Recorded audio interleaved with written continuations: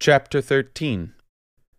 Months passed by, and Jing and Maya continued to deepen their love and explore the world of tantric sex together.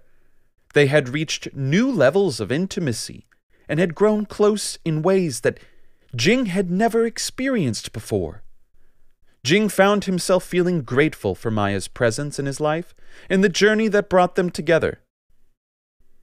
One day, Jing received a message from an old lover from his former tantric sex crew.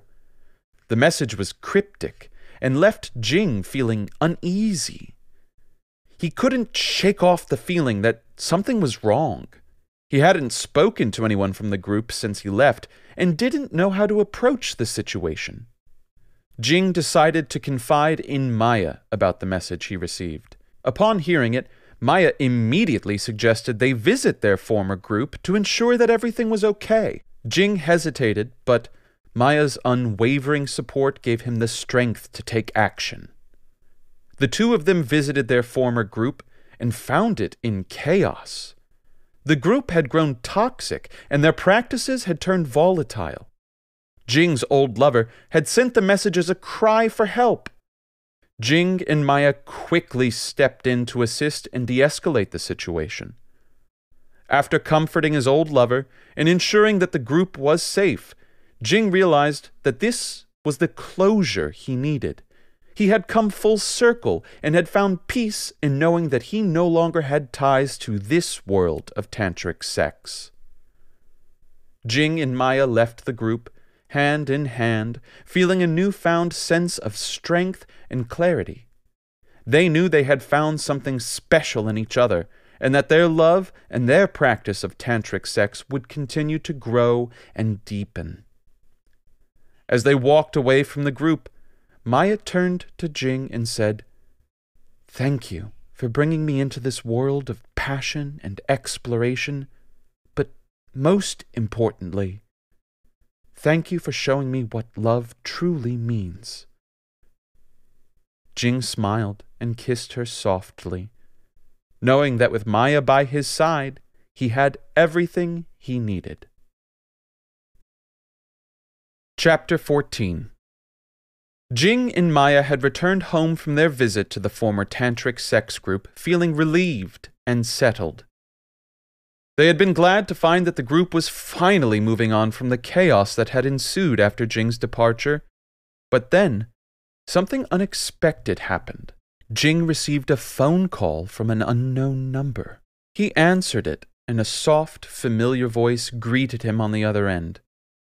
"Jing, it's been too long," the voice said. "I need to see you." Jing was shocked. It was his former lover from the tantric sex group, the one who had sent him the cryptic message. He hadn't spoken to this person in months and had assumed they were still caught up in the group's drama. "What's going on?" Jing asked, his heart racing. "I can't tell you over the phone," the voice said. "But please, meet me tonight at the place where it all began." Jing knew exactly where that was. It was the spot where he and his former group had first practiced tantric sex, the one that had led him down this path of exploration and freedom. He hesitated for a moment, wondering if it was wise to meet up with this person again, but something in the way they spoke made him feel like he had to. "Okay," Jing said. "I'll be there."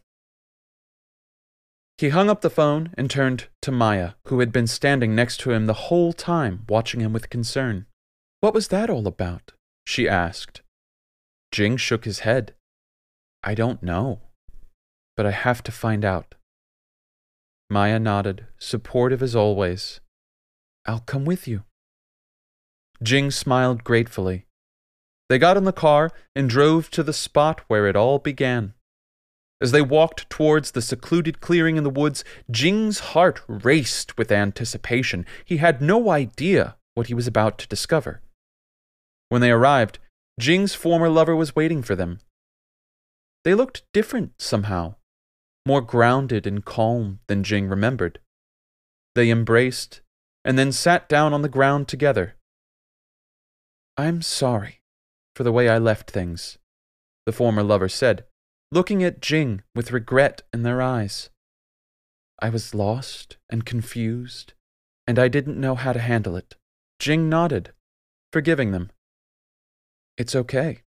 But what did you want to see me for? The former lover hesitated for a moment before speaking. I've been doing some soul searching, and I've realized that I'm still in love with you. I never stopped loving you. Jing's heart skipped a beat. He hadn't expected this.